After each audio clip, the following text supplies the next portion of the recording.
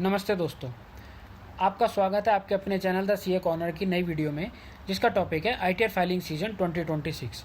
देखिए, अगर आप इस वीडियो को देख रहे हैं तो हो सकता है आपके माइंड में भी यही सवाल आ रहा हो, आईटीआर फाइल करना है लेकिन समझ नहीं आ रहा कौन सा फॉर्म भरना है, डेडलाइन क्या है, ओल्ड रिजीम या न्यू रिजीम में से कौन सा बेटर रहेगा।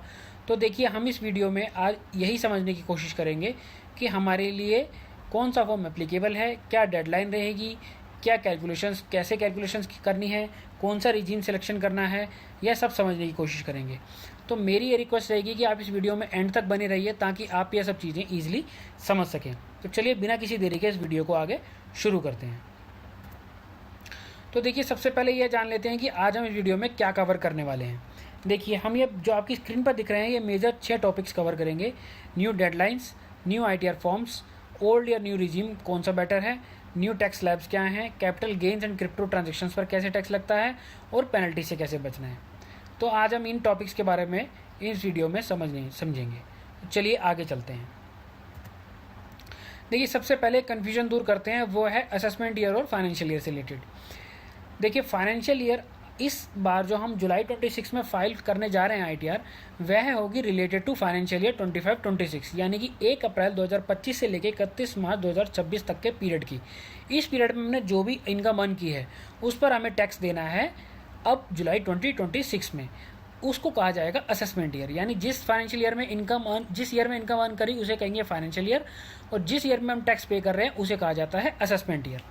यह जो फाइनेंशियल ईयर और असेसमेंट ईयर का कॉन्सेप्ट था, अब यह पुराना हो चुका है और यह लास्ट ईयर है जिसमें यह कॉन्सेप्ट फॉलो किया जा रहा है, क्योंकि नेक्स्ट ईयर यानी जो अब हमारा अप्रैल 26 से जो ईयर स्टार्ट हुआ है, इसमें इस कॉन्सेप्ट को हटा के एक कॉमन कॉन्सेप्ट आ गया है जिसको कहा जा रहा है टैक्स ईयर। वो हम अपनी दूसरी वीडियो में ऑलरेडी समझ चुके हैं, तो हम इस पर ज़्यादा टाइम नहीं लगाते हैं, इस वीडियो में आगे बढ़ते हैं। अब देखिए, सबसे पहले जानते हैं कि आईटीआर फाइलिंग्स की नई डेडलाइंस क्या हैं। देखिए, डेडलाइंस इस साल सबकी डेडलाइन सेम नहीं है। आपके आईटीआर फॉर्म्स के हिसाब से डिसाइड किया जाएगा कि आपके लिए क्या ड्यू डेट है।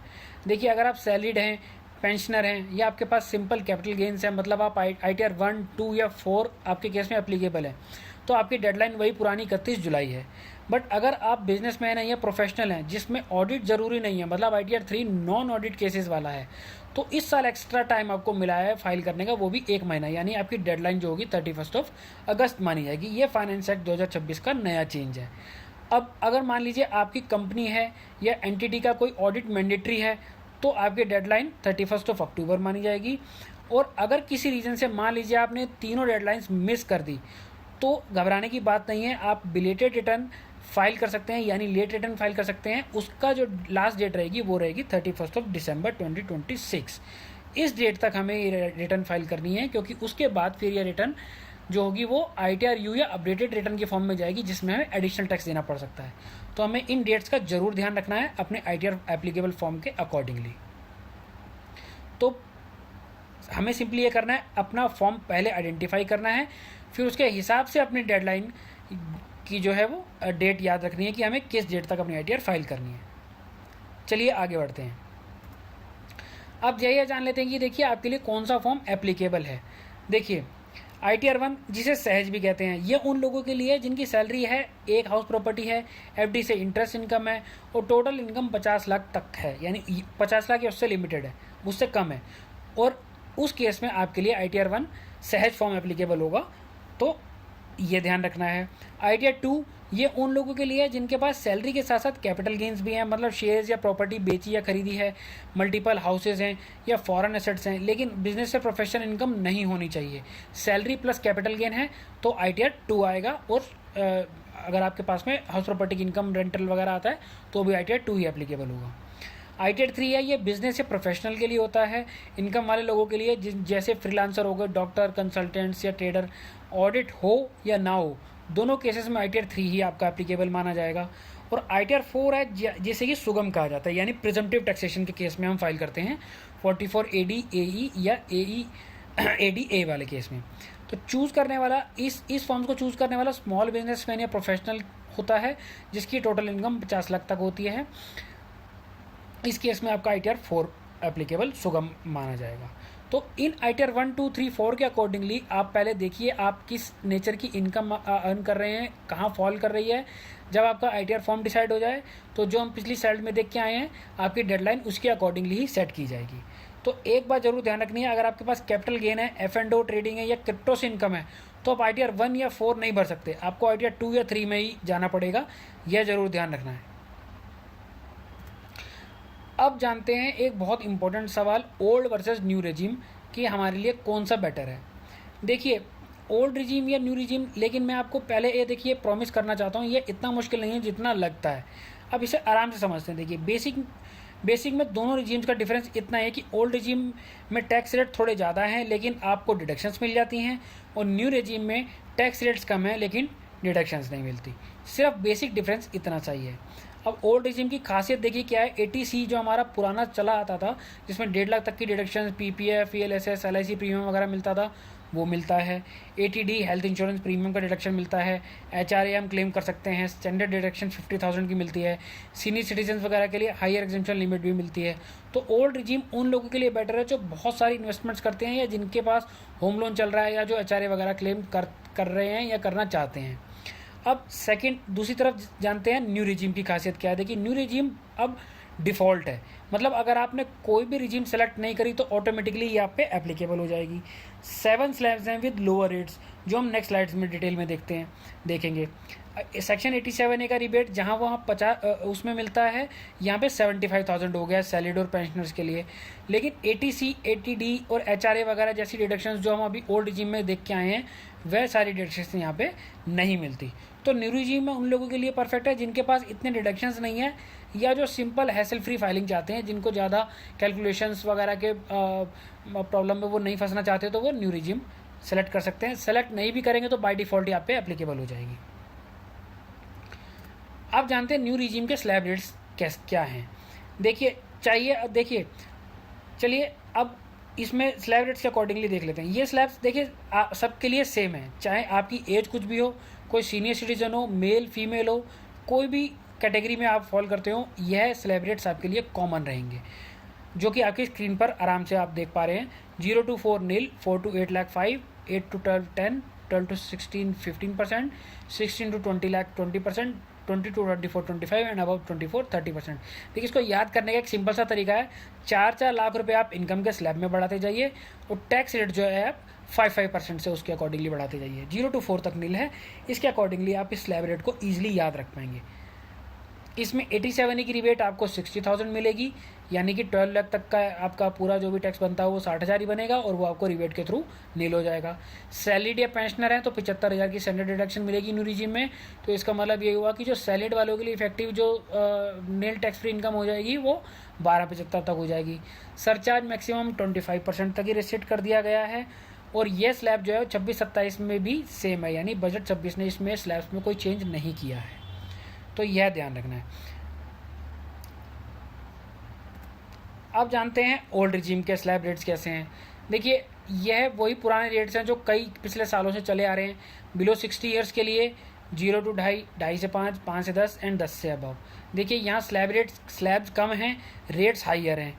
पिछली स्लाइड्स में हम देख के आए न्यू रिजीम में छोटे स्लैब्स हैं, यानी नंबर ऑफ स्लैब्स ज़्यादा बन गए हैं और टैक्स रेट्स भी उसके अकॉर्डिंगली 5% इंक्रीज़ हो रहा है। यहाँ पे 5 से 20 और 20 से सीधा 30% तक टैक्स रेट जंप कर गया है। सीनियर सिटीजन्स के लिए डिफरेंट स्लैब्स है, 0 to 3, 3 to 5, 5 to 10, 10 to above.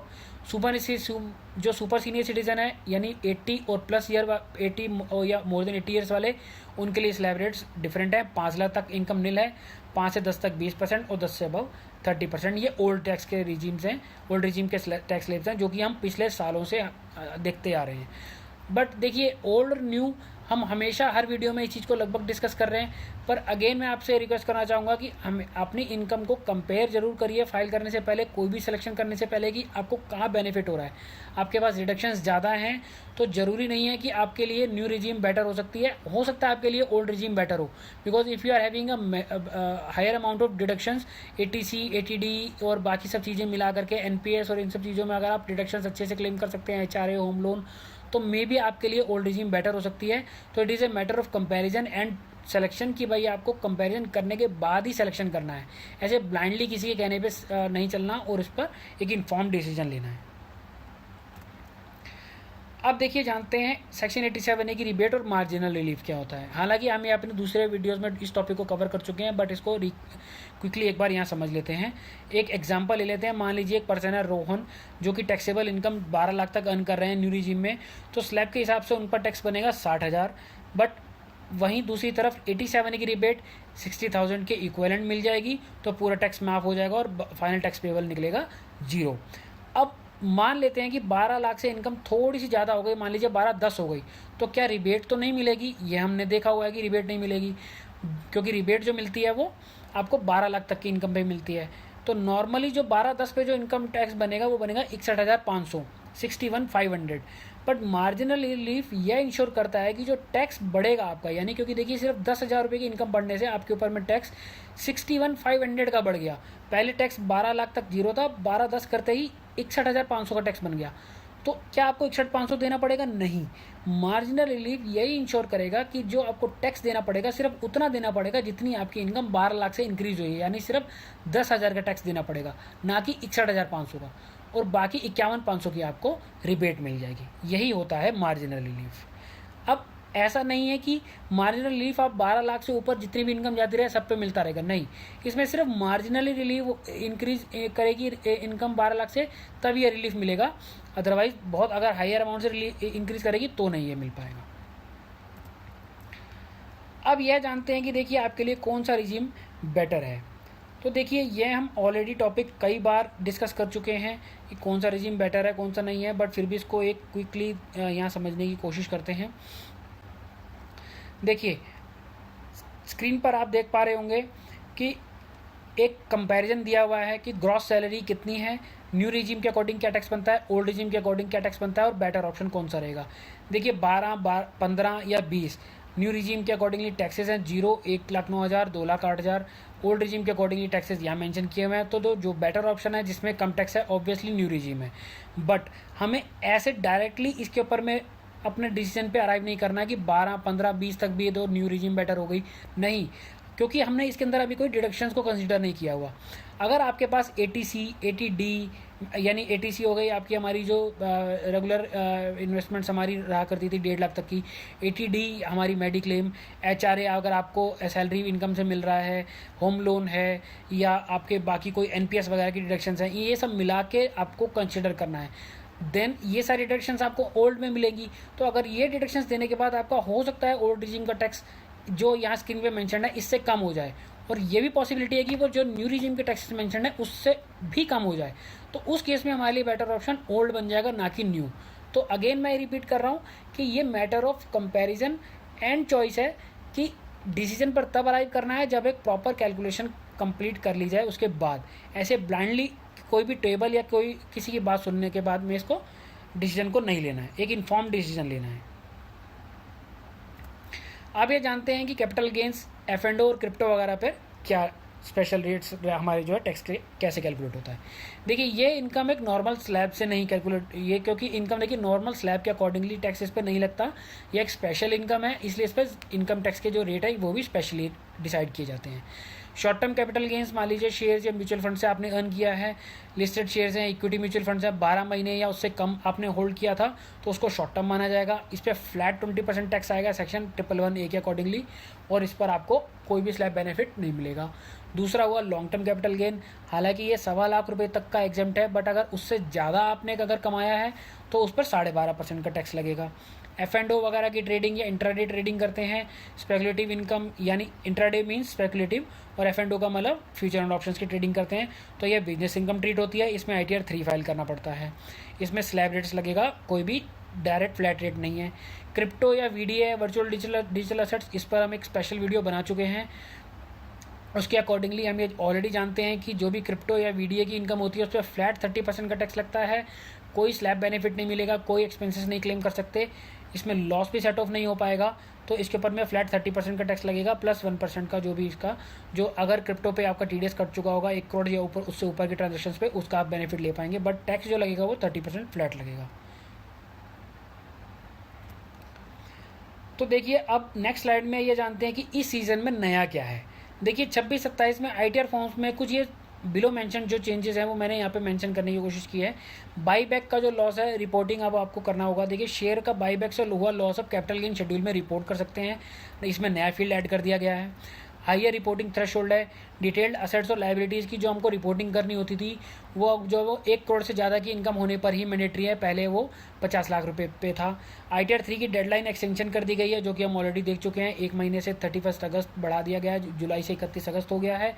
और जो कुछ प्री फिल्ड डेटा हमको मिलता था ऑलरेडी, जो हम ऑनलाइन फॉर्म में जाते थे तो हमको प्री फिल्ड डेटा हमें मिल जाया करता था इनकम या कुछ एक्सपेंसेस का, वो अब AIS और TIS के बेस पर ज़्यादा आपको प्री फिल्ड मिलेगा। और आपको बस इतना करना है कि उसको मैच जरूर करा लेना है अपने बाकी रिकॉर्ड्स के अकॉर्डिंगली। आप जानते हैं कि देखिए डेडलाइन अगर आपने मिस कर दी, मान लीजिए जुलाई या अगस्त वाली या अक्टूबर वाली, तो क्या हुआ। देखिए सबसे पहला तो है कि आपकी इनकम रिटर्न जो है वो लेट मानी जाएगी, लेट फाइलिंग फ़ी लगेगी। आपकी इनकम 5 लाख से ज़्यादा है तो 5,000 की लेट फीस लगेगी, 5 लाख से कम है तो 1,000 रुपये की लेट फीस लगेगी। ये फ़ी जो है देखिए, ये जान लीजिए डेडलाइन जैसे ही मिस हुई तो ये फ़ी मान लीजिए आपके पास एप्लीकेबल हो गई। एप्लीकेबल होने का मतलब ये हुआ कि जैसे ही आपकी 31 जुलाई निकली और अगर आपके पास में ITR के अकॉर्डिंगली आपकी 31 जुलाई थी या 31 अगस्त थी या ऑडिट केसेस में 31 अक्टूबर थी, तो जैसे ही ये डेट्स क्रॉस हुई अगले दिन से ही आपके ऊपर ये लेट फीस लग जाएगी। और ये लेट फी पे करना मैंडेटरी है, बिना किसी इसको अवॉइड नहीं किया जा सकता। अब दूसरा है इंटरेस्ट। 234A के अकॉर्डिंगली इंटरेस्ट भी आप पर एप्लीकेबल हो जाएगा। 1% पर मंथ होगा, जितनी टैक्स लायबिलिटी होगी उस पर 1% पर मंथ के अकॉर्डिंगली आप पर इंटरेस्ट भी चार्ज किया जाएगा। तो ये लेट फाइलिंग फ़ी और जो इंटरेस्ट है ये अनअवॉइडेबल है। ये आपको लेट जैसे ही रिटर्न लेट हो जाएगी, इवन 1 दिन से भी लेट हुई तो ये आप पे एप्लीकेबल हो जाएंगे और बिना किसी इसमें किसी भी एग्जम्पशन वगैरह के आपको ये दोनों चीज़ें पे करनी पड़ेंगी, तभी आप रिटर्न फाइल कर पाएंगे। तो अब चलिए क्विक रिकैप करते हैं लास्ट वीडियो को समराइज़ करने से कंक्लूड करने से पहले। देखिए चेकलिस्ट एक तैयार रखें अपनी, फाइलिंग आपके लिए फास्ट और एरर फ्री हो पाएगी। अपना करेक्ट ITR फॉर्म डिसाइड करना है, सबसे पहले अपनी इनकम सोर्स डिसाइड करनी है, उसके अकॉर्डिंगली ITR फॉर्म देखना है कौन सा एप्लीकेबल है और उस ITR फॉर्म के अकॉर्डिंगली डेडलाइन चेक करनी है। अपनी डेडलाइन नोट करनी है, 31 जुलाई या 31 अगस्त कहाँ पे हम फॉल कर रहे हैं उसके अकॉर्डिंगली फाइल करेंगे। फॉर्म 16 AIS TIS डाउनलोड करके रखना है, इनकम उससे मैच करके ही रिटर्न फाइल करनी है। ओल्ड या न्यू रिजीम बहुत केयरफुली सेलेक्ट करना है, कैलकुलेशन करनी है, देन उसके बाद ही डिसीजन लेना है। ऐसे इन्फॉर्म विदा किसी इन्फॉर्मेशन की डिसीजन नहीं लेना। Capital gains, F&O, crypto income वगैरह अलग से रिपोर्ट करनी है, इन पर स्पेशल रेट्स के अकॉर्डिंगली टैक्स रेट लगते हैं, हम ऑलरेडी देख चुके हैं। Bank accounts, dividends, interest income सब कुछ डिस्क्लोज करना है। जितने आपके बैंक अकाउंट्स हैं 1, 2, 3, 4, इवन आपके पास अगर पूरे फाइनेंशियल ईयर 365 दिन में इवन एक दिन के लिए भी अगर आपका बैंक अकाउंट लाइव रहा है, चाहे आपने उसके बाद उसे बंद कर दिया हो, तो भी वो अकाउंट आपके ITR में रिपोर्ट किया जाएगा, ये ध्यान रखिएगा। कहीं से डिविडेंड मिला है वो टैक्सेबल इनकम है, उसको डिस्क्लोज करना है। इंटरेस्ट इनकम सेविंग्स अकाउंट वगैरह से आ रही है उसे डिस्क्लोज करना है। या आपके पुराने सालों का रिफंड आया है उस पर इंटरेस्ट मिला होगा वो डिस्क्लोज करना है। वेरीफाई ज़रूर करना है सबमिट करने के बाद में रिटर्न को, अदरवाइज़ वो रिटर्न सिर्फ फील्ड मानी जाती है, सबमिटेड या फाइल्ड नहीं मानी जाती। तो इसीलिए इसका ज़रूर ध्यान रखना है। तो अब दोस्तों देखिए इस वीडियो में आई होप कि कौन सा फॉर्म भरना है, कौन सी डेडलाइन याद रखनी है, कौन सा रिजीम आपके लिए बेटर है, मैं आपको समझाने में सक्सेस मैं कर पाया हूँ। और आई होप कि आपको अब इन चीज़ों के बारे में क्लैरिटी मिल गई होगी। तो मेरा ये सजेशन है, देखिए जल्दी फाइल कर दीजिए, लास्ट मोमेंट का वेट मत कीजिए, ताकि किसी भी तरह की कोई भी पेनल्टी आपके ऊपर में अप्लाई ना हो। क्योंकि लास्ट डेज में जैसे ही हम जाते हैं तो वेबसाइट पर भी थोड़ा ट्रैफिक ज़्यादा होने की वजह से सपोर्ट नहीं मिल पाता और उस टाइम पर पैनिक सिचुएशन बनती है और हम कई बार गलती भी करने के चांसेस बढ़ जाते हैं। अब अगर देखिए मेरी ये आपसे रिक्वेस्ट है कि अगर आप ये कोई वीडियो हेल्पफुल लगा है तो प्लीज़ एक लाइक ज़रूर करिएगा, अपने दोस्तों या फैमिली के साथ शेयर कर दीजिए जिनको ये इन्फॉर्मेशन आपको लगता है कि उनको ये जाननी चाहिए। और हमारे चैनल को प्लीज़ सब्सक्राइब करिए, क्योंकि मैं ये ये चीज़ मैं नोटिस कर रहा हूँ कि हमारे ज़्यादातर व्यूवर्स जो हैं वो सिर्फ हमारे सब्सक्राइब नहीं कर रहे हैं चैनल को, जिसकी वजह से हमें थोड़ा सा सपोर्ट जो आपका चाहिए वो नहीं मिल पा रहा है। तो प्लीज़ आप हमारे चैनल को सब्सक्राइब करिए ताकि हम आगे भी ऐसे इन्फॉर्म्ड वीडियोज़ आपके लिए लाते रहें।